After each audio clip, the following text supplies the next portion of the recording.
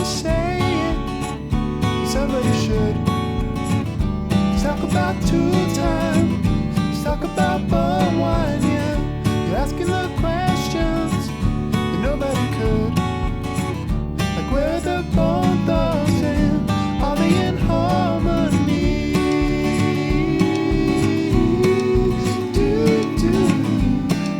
Help for Snowman. Well, hey everybody. Welcome to another one of these. Today's book that we're covering, because that's our new format, you know, because we need something to do, is a book called Vermis, Lost Dungeons and Forbidden Woods by somebody named Plastiboo. It's hard when you're trying to like talk about something like this, because you're like, I don't know. You're trying to talk, take something. I'm about to try and take this seriously, but at the same time, I recognize there's something silly about it, right? And you're like, well, I guess the author being named Plastiboo helps. Plastiboo. Where at the same time, I'm like, it's like this, right? Like if I was showing up to a job in the past, when I would show up for, like, I was applying for a library job, I would kind of try and like overdress a little bit, because I was trying to do like, what they did to Dana Scully on X-Files, Gillian Anderson, where it's like, well, shit. She's kind of young and way too attractive. So we kind of got to dowdy her up a little bit and get these big blazers on her and stuff so that she's like believable as an FBI agent. When I was younger, I don't think this would be a problem anymore, but when I was younger and going for a library job, I'd be like, well, I'm going to Agent Scully myself a little bit and dowdy up a little for the purpose of, making them think I'm like a real guy. Because I am a real guy, but I could understand looking at me and thinking, seems a little young. So anyway, with Vermis, Lost Dungeons and Forbidden Woods, Plastiboo, I think having like a regular ass name would probably serve better in terms of the premise of this whole thing is crazy. And so I don't know if the name helps. Here's what Vermis is. Vermis is a guidebook to a game that doesn't exist and never has existed and probably never will exist unless some weirdo just makes it, which would kind of ruin the whole thing, but we'll get into that. So when I say it's a guidebook, it's kind of like a walkthrough of the game. It doesn't tell you every little thing, but it gives you some hints and kind of tells you some things, and it tells you how things in the game world work. Like if you encounter this enemy, this is what it will try to do to you. And if you defeat it this way, this is what will happen. And if you defeat it, if you don't defeat it, this is what will happen, stuff like that. When you arrive at this place, if you collected, this certain item, you'll be able to do this. And if you haven't, then you'll have to do this. So basically it sets up this, medieval Dark Souls-ish world, right? Where you're like dungeon crawling-ish. You're going across a landscape that's got a bunch of monsters and bullshit like that, and journeying to some kind of thing, a dungeon, a tower, or whatever, and then going into that dungeon and so on and so forth. I mean, I'm fascinated by this book because, like, it's such an interesting and different way to tell a story. Like, it doesn't feel like what this person wanted to do was make a video game and then was like, oh, fuck that. Making a video game is hard, which it is. I've done it a couple times and it's not easy. I mean, it's a lot more work than you think, right? But I also don't think it was like they wanted to write a fantasy novel and then, we're like, oh, fuck this. Like, I mean, because to me, part of the appeal of this is a fantasy novel. Something I don't love about fantasy novels is like, it's not that things are explained. It's that it feels to me like everything is explained to an insane degree. You know what I mean? I've tried to read Dune, I think 3 or 4 times now. And it's like, when you get to that part and it's towards the beginning and it's talking about like a sword and it's talking about like the lineage of a sword. And I'm just like, yeah, I just can't do that. You know what I mean? I'm like, I know for some people that's what it's about, right? Like that's what, I guess you psychos who are like into that kind of shit, it's like, that's what I like. I like the lore. It feels like a real lived in world, you know, that this sword has a history or whatever. But for me, it's like, I don't want that kind of information in the real world. You know what I mean? It actually doesn't help me feel like the world is real and lived in. It kind of has the opposite effect. Someone's going to talk about like, well, this sword was made by so-and-so and passed down to so-and-so and da-da-da-da. And I'm just like, why are you telling me? I do not care about this. I don't care. You know what I mean? There's a bunch of people running around doing stuff and people are like interstellar traveling somehow by doing cocaine or whatever. I'm like, that you cannot present me with that and then tell me about a sword. You know what I'm saying? It's like me telling you, I don't know, that an in-depth review of paying my car insurance or something. And you're like, yeah, aren't you going to tell us the story of, you know, I'm like, oh, this scar? Well, let me start by explaining to you what liability is, you know, liability only or whatever. And then like 20 minutes into it, you're like, I don't think this leads directly into the story of his scar at all. I think this is just extra information he's using. And I'm like, yeah, I'm trying to fill out the world for you, asshole. Take it easy. But anyway, Vermis is kind of the opposite of that because it's like it gives you little pieces of things like, you know, a sword. And it's like, this is a sword that does whatever. But it's not like all narratively laid out. You know, there'll be like a page and it has a bunch of swords on it and it kind of tells you about the swords, or it'll have these enemies or whatever. So it's like, it's really interesting. It's like, this is the first time I think I've enjoyed what I would call world building in a book. You know what I mean? It's just, it's like a dark fantasy thing. But also I'm just sort of really interested in the way you could write a book, and you can write a book that's a game guide for a game that's never made. And like, there are elements of storytelling that spares you from having to actually write. And then there are other things that, you know, it weakens about storytelling. You know what I mean? It comes with some very distinct advantages and disadvantages. But like, I'm always interested in a sort of nonfiction framework to tell a fictional story. You know what I mean? Like I wrote one time and it was like about a haunted object basically. And I wrote it as a Zillow listing because it's like the house was for sale and there's a wooden box that just a small wooden box that sits in the middle of the garage floor and it cannot be moved. And you won't be able to, like, you can't move it. But also, if you attempt to move it, something bad will probably happen. You know, and then putting that in among the square footage of the house and like the mountain views and like whatever. And you're like, oh, this is kind of interesting. There was something about it to me that was very funny because I liked the idea of whenever you see a haunted house, like in a movie or a show or whatever, it always seems like it's like this grand Victorian manor. And I was picturing like where I live, which is like a 2-bedroom condo. And it's like, how come a 2-bedroom condo couldn't be haunted?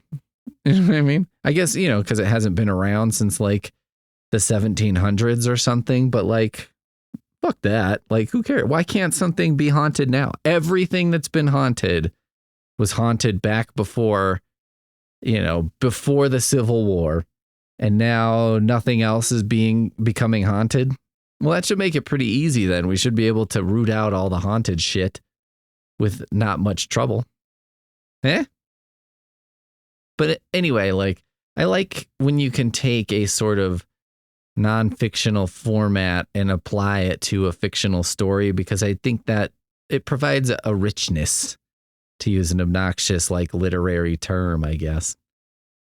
I don't know. There's something about the idea too of like, it adds a little something to like, you think of the game sort of as lost media, you know what I mean? And this is all that remains of it or something. And it's just it adds an atmosphere to the whole affair that I thought was very fun.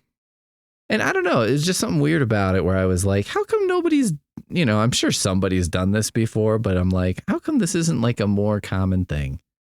And maybe it wouldn't work, if you read a bunch of them. But I've read 2 by Plastiboo. There's Vermis and Godhusk, and they were both great. Like, I enjoyed both of them. They're both really weird. They're both creepy and eerie and just very fun. So I highly recommend both. And it's like, I don't know, there's something about things don't have to be real in order to be affecting. You know what I'm saying? Like, it's not like the narrative would be any more real if the game existed, right? Like, it would also be fiction. Like, all of it would be fiction. So why can't you write a fiction that's sort of a layer on top of another fiction? Or, if the game had existed and there was a guide to it, and then you pulled the game out from under the guide, and the guide was all that remained, that doesn't mean that the guide, the guide would become very interesting, because it's like, well, this is the only way to access that world. This is the only way. Does it seem like I got stoned before I did this? Because I promise you I didn't. But I'm sure it seems like it. But like things don't have to be real to affect us. Like, to bring this back to my personal side again. So after I had all my, I had my thrombosed hemorrhoid, the blood clot taken out of it and whatever, and I was recovering.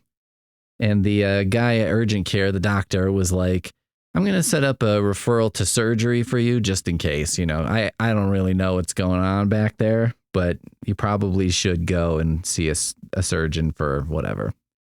And I was like, all right, cool. And, but so then I looked up and I was like, well, what is hemorrhoid surgery exactly? And it looks like there are basically 2 kinds. One is like they do a banding process, which if you have an internal hemorrhoid is basically painless and, seems to work pretty good. And if you have an external one, they have to do a hemorrhoidectomy. And the more I read about that, the more I was like, oh, fuck. Because pretty universally seems like people are like, this is one of the most painful surgeries possible. It is like such a cosmic joke to me that for some reason there are like so many nerve endings in and around your butthole. You know what I mean? I'm like, is that necessary? Like, and I don't receive pleasure in and around my butthole. So for me, it's like, but like, is it necessary? What was the purpose of that? You know what I mean? Could we get by with fewer? It seems like we could. If I'm just Monday morning quarterbacking God here, it seems like we could have maybe cut that down a bit. I don't know. It seems like they're not going to use for me other than, pain. But yeah, it was basically, it's not a great idea to like spend much time with Dr. Google, right? Regardless of what your medical situation is. Here's the funny thing. We all know that it's a bad idea, and we all tell others like, yeah, I mean, you probably shouldn't Google, your medical stuff. You should probably talk to like a doctor before you do that. And like, I understand everyone's going to have to do some Googling, right? Or like if your doctor tells you something that sounds fucking weird or off or fucked up, yeah, go Google it. Take a look. Maybe Googling it and then get a second medical opinion. But like, it didn't help me to just be like, well, if you do need surgery, it's like the worst thing. A lot of people were comparing it to childbirth because a lot of people get hemorrhoids during childbirth or being pregnant. And many were like, I would rather deliver a baby than have that surgery.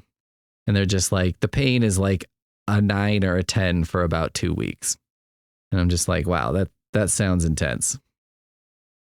But more than that, I think. So, I spent like 2 weeks kind of freaking myself out because I was like, oh, shit. And, you wonder, because when your referral is to a surgeon, you just wonder, you're like, well, is a surgeon going to tell me, is a surgeon the hammer and every problem is a nail? You know what I'm saying? Is a surgeon going to tell me like, well, I mean, you could do that, but here's what I would suggest instead. But I went and saw the surgeon, and that's almost exactly what happened.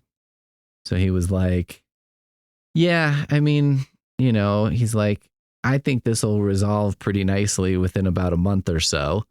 And he's like, we could have a follow-up if you want, or, you could always come back if you need to. The door's open, but basically, gave me a pamphlet, which I've gotten like 3 or 4 of at this point, of like managing your hemorrhoids. And I'm like, yeah, I'm pretty aware of all the things. So anyway, but like I spent, 2 weeks worried about a surgery that I might not even need to have.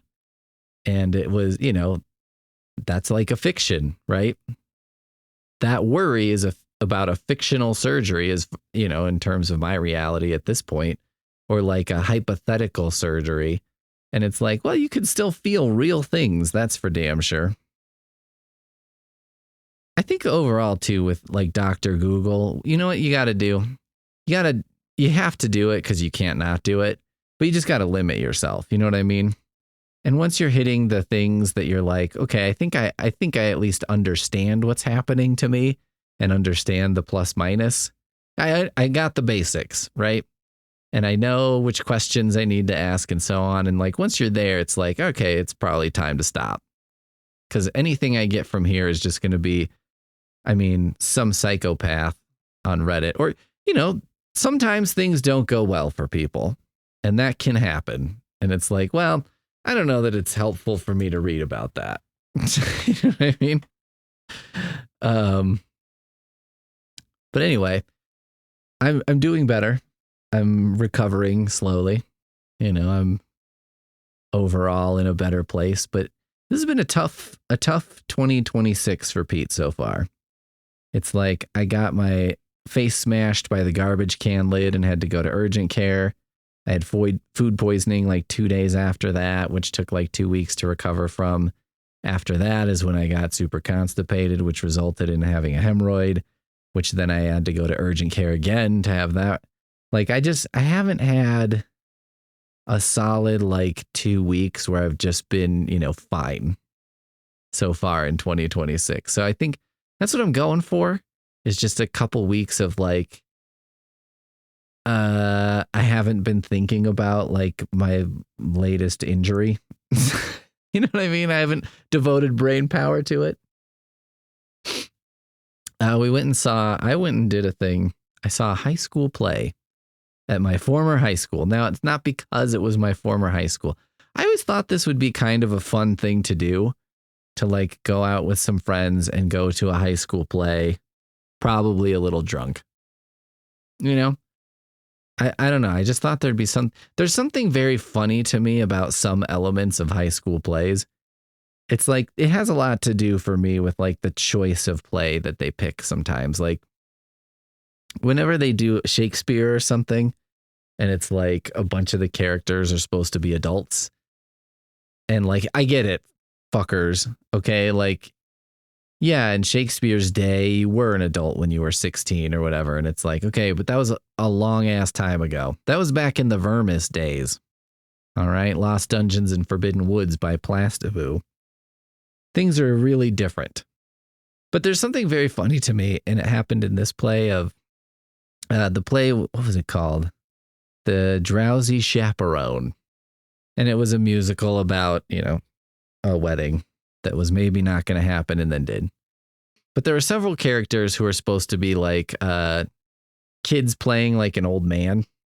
And I just think it's so fucking funny to watch like a high school kid trying to be old, because you're like, well, I see what you're doing. Like, and yeah, I believe this is your perception of old people, which is a little hurtful, but not so hurtful because I guess I'm not that old yet. Because they're on the fucking stage, they're being an exaggerated old man, right? So it's not like they're like, well, I'm gonna try and meticulously copy an old man's mannerisms or something. It's like, well, no, I'm gonna be a pretty big version of an old man as opposed to a reasonable old man. But it's like this old guy is like jumping up and down from his chair all the time throughout the movie, and I'm like, or the play, and I'm like, yeah, I mean, there's no way you wouldn't get up and down that much because the old people wouldn't do that. His phone keeps ringing, and it's like all the way across the stage, and it's like, yeah, I mean, come on, man.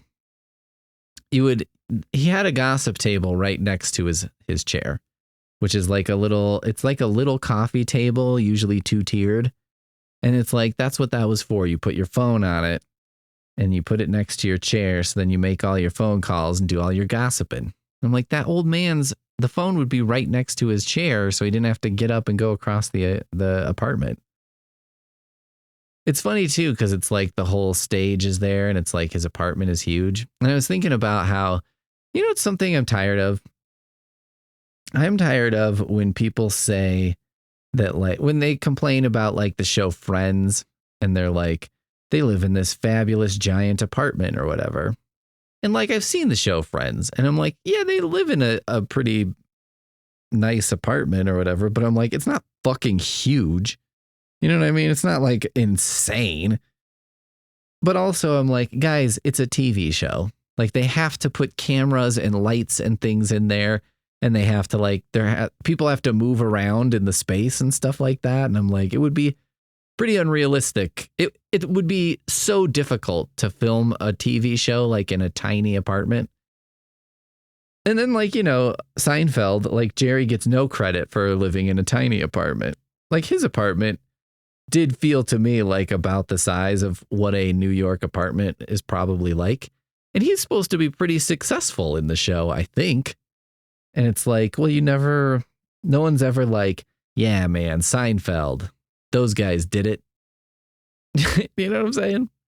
I don't know. It's like, it's such a dumb complaint. Or like people complaining about Home Alone. And it's like, how the fuck does this family afford this giant house? And like, they're all going to France or whatever. And I'm like, guys, it has to be a giant house because you have to have a bunch of places for like paint cans to hit Joe Pesci in the face and like a, blowtorch and icy steps and a tree house out back that you zip line to, you know what I mean? Like that you need it to be like that for the sake of having a movie. I'm like, I don't think it's like, it feels like people want to make this point about that being like tone deaf or something, or it's like, that doesn't feel real to me. Like that was nothing like where I grew up. And I'm like, yeah, of course not. If it was where I grew up, there would be no movie because I would just be like, well, I mean, instead of setting traps, I would just have to like blow away Daniel Stern with a shotgun. And, that doesn't really leave a good taste in anyone's mouth, right? Taste of blood in Daniel Stern's mouth, but everyone else is, ew, no thanks. So, but no one ever complains about that when it comes to like a play. And I'm like, the apartments and stuff in plays are fucking humongous. It's like a whole stage. I was like looking at this old man's apartment and it's got like a kitchen and, a little sitting area and a door. And I was just like, it's enormous. It's literally large enough to have a big musical number with like 20 people in it. I mean, that's crazy, right?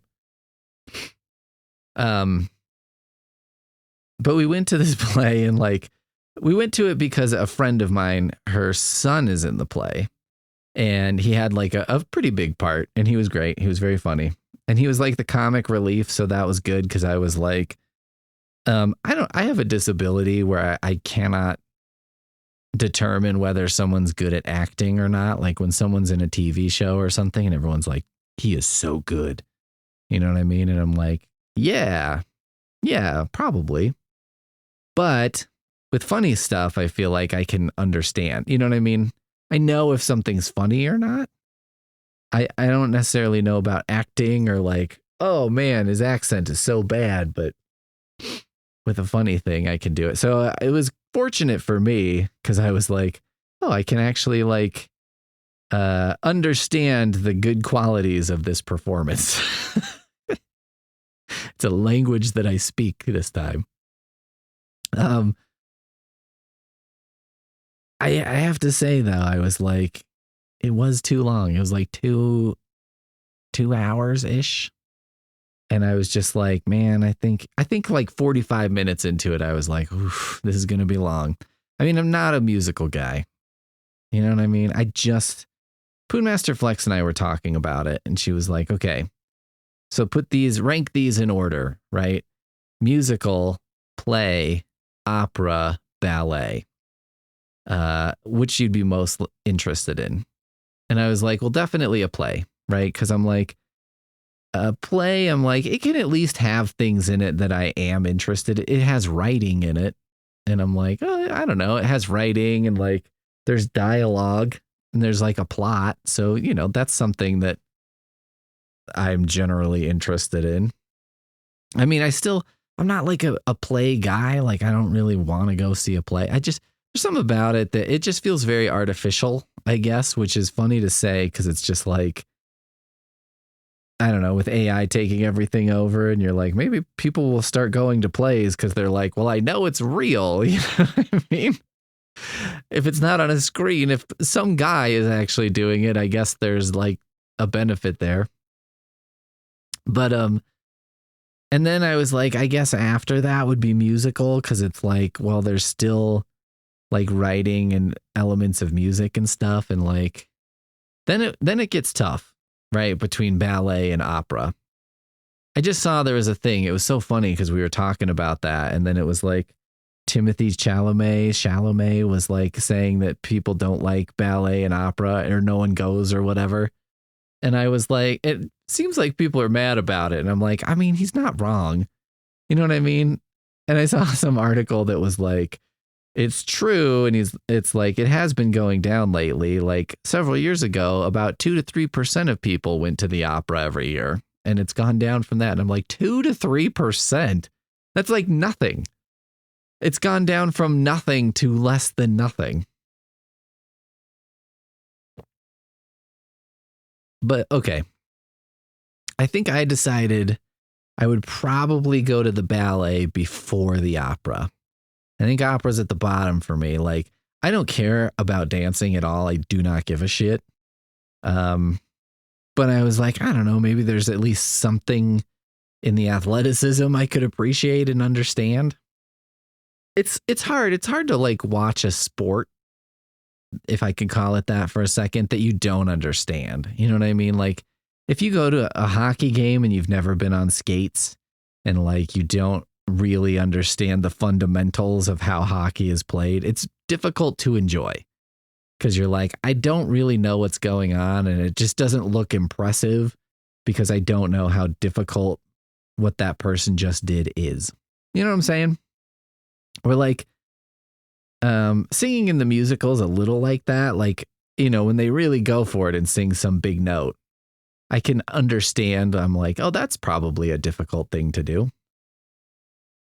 But it's like, if I go back to the musical, the reason that's below a play too is like, the kind of music in musicals is just not something I care for. You know, I don't care for the lyrics because I think they're often like cute and clever or whatever, as opposed to being like, I don't know, more stirring, which is what I prefer in a song. And like, there's not a lot of fucking skeleton popes, you know, singing about shit. It just seems to be a lot of singing about like what's going on that moment in the play, and I just don't care about that. I do not care. But and it's like, it's not a genre. I would never listen to music from a musical like in the car or something. You know what I mean? And if someone else wanted to do that, I'd be like, oh, could we listen to anything else or possibly nothing, or possibly just me complaining about musicals for the next hour? I'm giving you like 5 different options of things we could do that are not that I would prefer. Or you could just try to convince me the entire time. Sell me on it. Tell me what you think is fun about this. But yeah, opera's at the bottom. Because like, similar to how I feel about acting, where I can't understand what acting is, I think like singing is something that I also don't really understand. And opera is like an entire other level of not understanding because like, I don't know, man. I'm not going to know what it's about. I don't understand what a good opera is or a good opera singer. You know, I'm ill-equipped to comprehend anything about it. And it's like I would feel very trapped there. And I did feel a little trapped at the musical, you know, just because it's like it's long and whatever. And then the intermission happens and I was like, oh, fuck, because my memory of, because I've been to plays and my memory is that usually the intermission is like 2/3 of the way through or maybe something like that, as opposed to half, which I don't fully understand, except, I mean, I do in that I prefer that because it's like, oh yeah, then, you know, we're 2/3 of the way through, we can make it. But if you're someone who liked it, I'd be like, I don't know, halfway seems to make a little more sense to me than like 2/3. But, you know, I was like, hopefully my memory is correct and it is closer to over than halfway. And it was. And that's not me shitting on like the kids or anything. Like they were great. They were fine. It had nothing to do. This is like my inability to enjoy or understand musicals. I would really have I don't think I would see a ton of difference between seeing a high school musical and seeing a Broadway musical. For me, it wouldn't be that different. And so, you know, it's just not whatever. But yeah, that's a thing we did. That's a thing I did. I left my home and went into the world and saw high schoolers pretend to be old people or people about to get married or a starlet who was maybe going to end her career and get married instead. Which it was just funny because it's like, that seems very unrelatable when you're like 17. You know what I mean? Like, I think I've had my career being a star and I'm ready to settle down. It's like, okay. It just doesn't, I don't know. There was something about like sitting in the audience and watching high schoolers do that. And I was like, you have some memory of what it was like when you were in high school and you're like, your whole life's in front of you and you're like, maybe I'll do this or maybe I'll do that. Or like you would see a play and, you know, you would know the people in the play. And so it was a very different experience to see a high school play when you were also in high school because you knew who all these people were. Whereas like going as an adult, I didn't know who fucking any of these people were except for the one kid who I knew. So it was like, well, I don't know. For all I knew, it was like, well, yeah, that lady, that's the chaperone. That lady. You know what I mean? That's the groom. That's the butler who is supposed to be an old man and has a total baby face, but he does have silver paint in his hair. So I guess, you know, it's funny to me they do that, right? They're like, let's put some silver paint in his hair or something. And I'm like, I mean, I don't know.